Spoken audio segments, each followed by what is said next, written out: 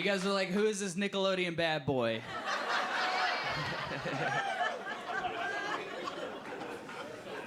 We bought tickets to see famous people, not Drake and Josh's Adderall dealer.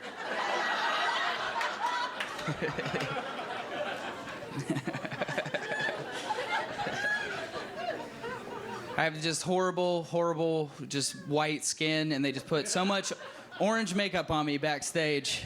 I feel like the love child of Pete Davidson and Kim Kardashian.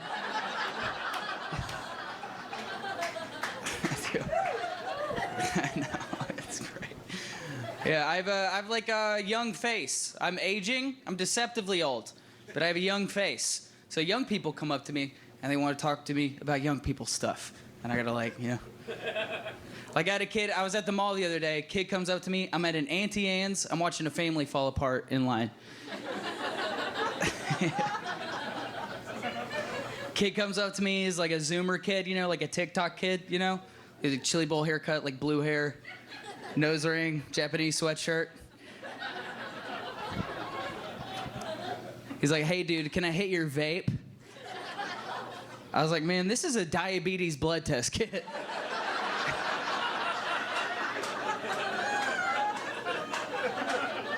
You want to check your glucose, fam? Like, my buddy calls me the other day. He goes, dude, I just turned 25. I think I'm having a quarter life crisis. I was like, hey, man, you're not going to live to be 100. You vape in the shower, Garrett. This is pretty much it, dude. I live in Nashville. That's where we're recording this. Are you guys from Nashville? Okay, cool. Yeah, Nashville, if you don't live here, it's kind of like Hollywood for celebrities nobody really cares about.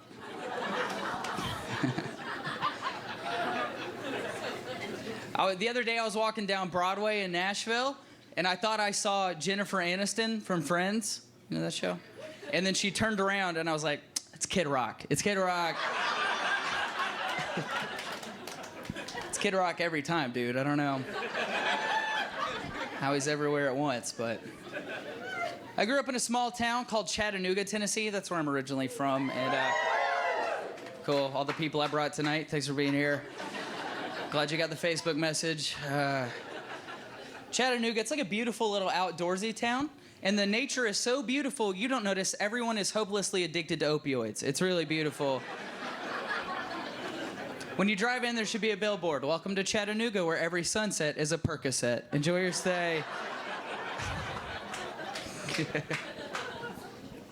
I had to quit smoking weed to focus on drinking. I wanted to focus. Thank you to all the dirtbags in here who are stand by me. It is weed is too strong now. I don't like new weed. I had old weed. I had like 2008 weed, you know? And you like smoke it out of a Mountain Dew can. And it only gets you high because like the yellow dye and the oxygen depletion. New weed is too strong. It's like, what happened to weed? Did weed go to prison? Like, why is it? We just in there reading the Quran and doing push-ups? Like.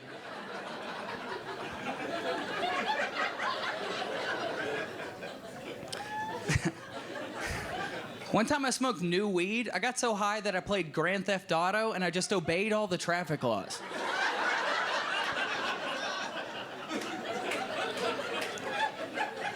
You ever slow down at a yellow light in a video game? Do you understand how high you have to be? I've had a lot of roommates who smoke weed, and I used to live with Bong Dude. You probably knew Bong Dude. In college, you know, the guy who's like, you gotta put blue Gatorade in there, dude. Get the electrolytes.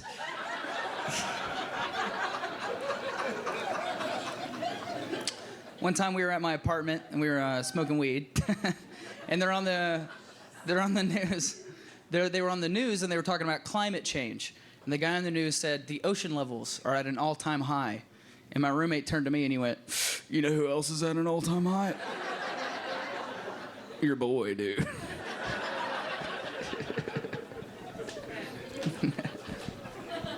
Been traveling a lot for comedy. I get this sometimes. I get, you ever get followed by a guy you think is like a cop, but it's just somebody else they sold like a Crown Victoria?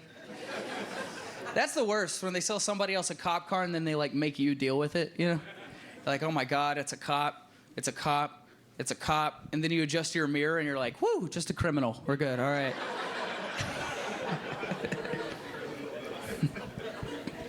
Been flying a lot for comedy. That's something you got to do. You just immediately, the moment you start comedy, you just have like 20 minutes on airplanes. It's horrible. And the flying freaks me out. And it didn't used to when I was a kid. I took a flight when I was probably 13 years old, and it didn't scare me because when you're that age, you're like, this is an adult who can fly a plane. They know what they're doing. And then you grow up and you become an adult. All your friends are adult. You work with adults, and you're like, there's a chance this guy has no idea what he's doing. It's just a guy at work. Isn't that terrifying? A pilot is just a dude at work. You guys go to work. That place you go every day, you're like, I don't care if anybody here lives or dies. That's a pilot.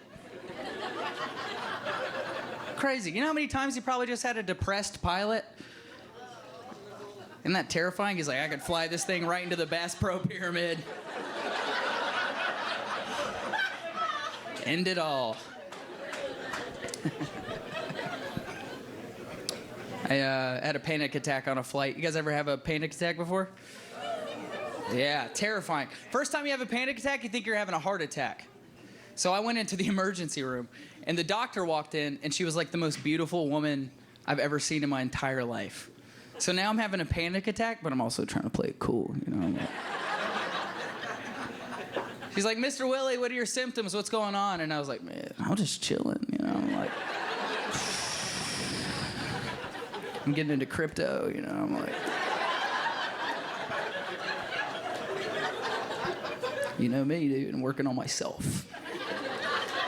Like, that's how dumb the male brain is. You know what I mean? Like, I'm having a full mental breakdown. This woman has worked 10 plus years for her dream career as a medical professional.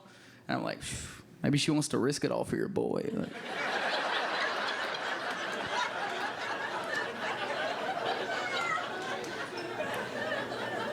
yeah, I don't have health care. You trying to smash or what? Thank you, guys. I'm Chance Willie. Thank you so much. Zany's Nashville.